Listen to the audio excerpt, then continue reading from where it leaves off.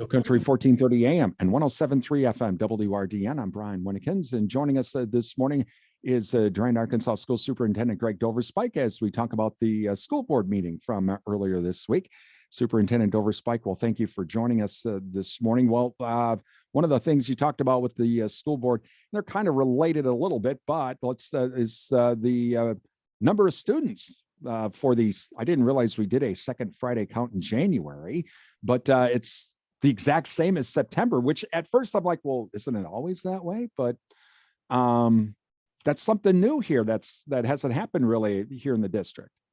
Yeah, they've always had the second Friday count. The more popular one is the third Friday in September, but then the second Friday in January kind of balances it as you have kids move in and move out.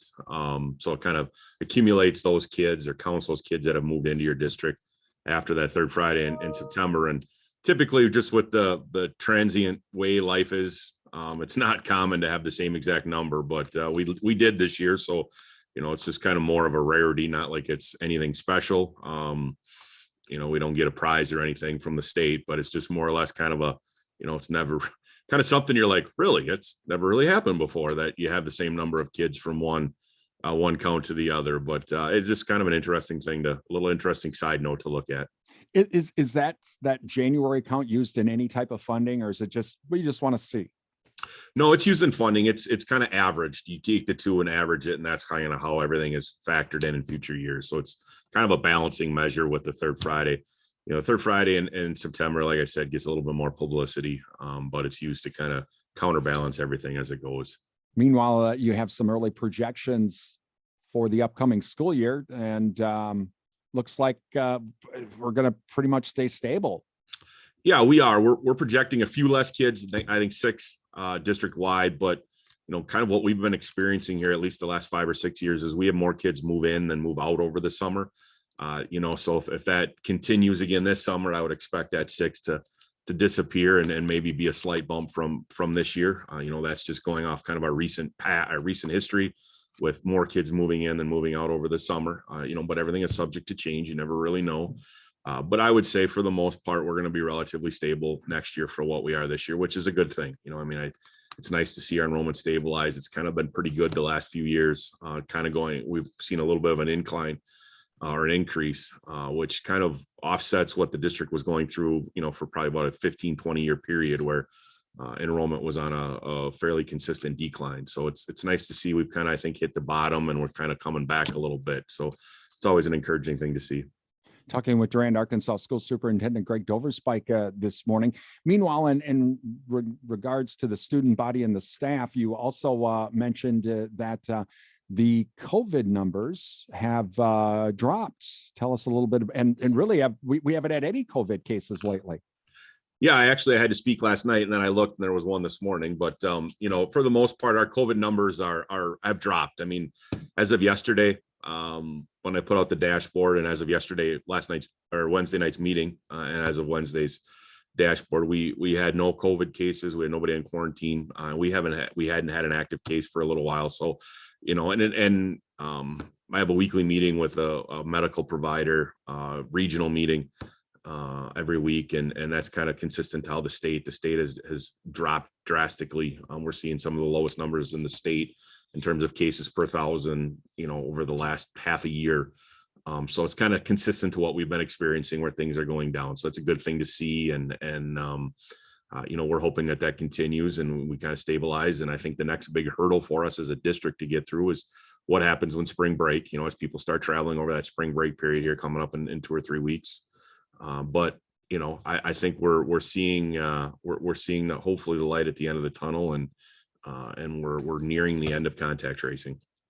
Talking with Durand-Arkansaw School Superintendent Greg Doverspike this morning, along with the student body. You even talked a little bit about the upcoming year budget, and I realize it's like so early because there's 10 zillion things that you got to figure out between now and then. But at least early on, looking at the upcoming budget for 22-23, we're going to stay balanced once again.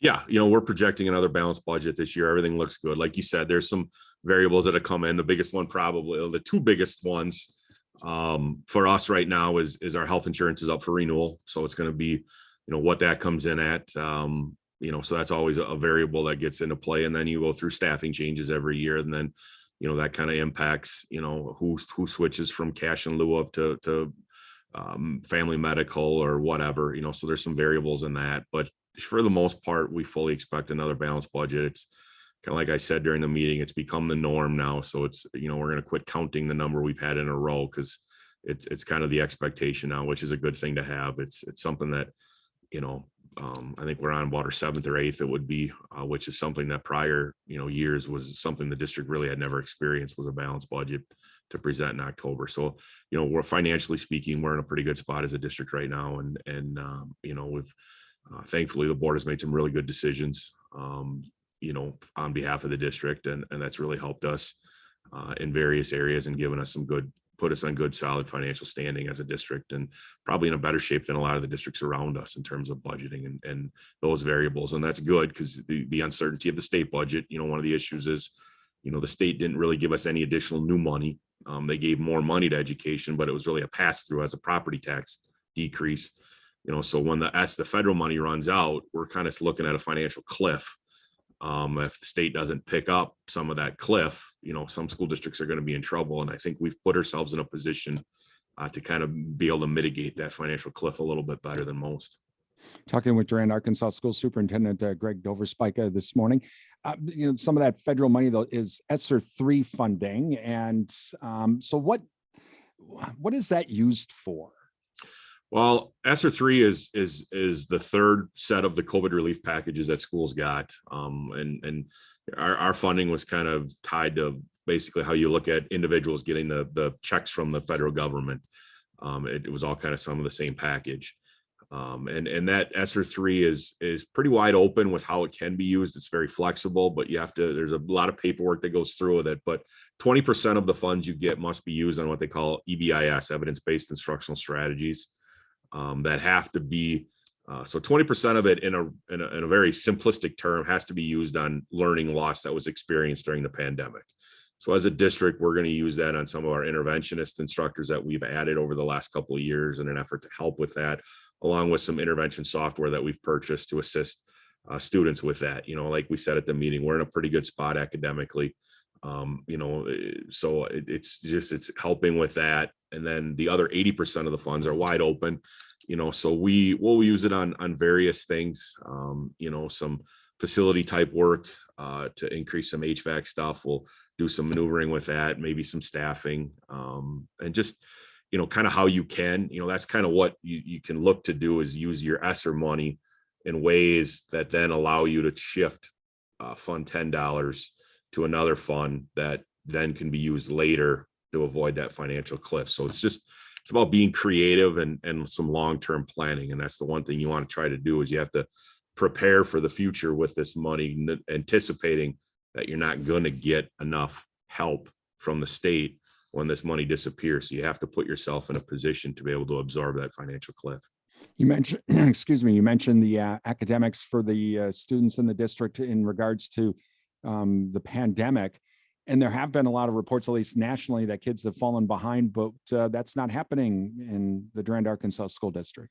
No, I mean, I think our staff have done a tremendous job getting our kids. I think our kids have done a tremendous job. The community, I think what's really helped us is we've been in person, for the most part for the last 2 years. Last year we had a fair number that we shut down a couple short time periods, and we had a few kids that chose to remote in. But this year, we've been open every day, and hardly anybody's remoting in. So our numbers have been really good. So I think it's been really beneficial.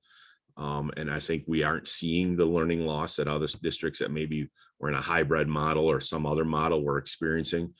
Probably the biggest thing that we're dealing with as a result of the pandemic is basically what all of society is seeing, which is the social, emotional, the mental health. I mean, it's a drain on everyone. I mean, you can't, you're hearing about it all over the place, whether it be parents or other business owners or whatever. So it's not, what we're seeing in that regard is not, just in Durand. It's something that you're seeing all over the place.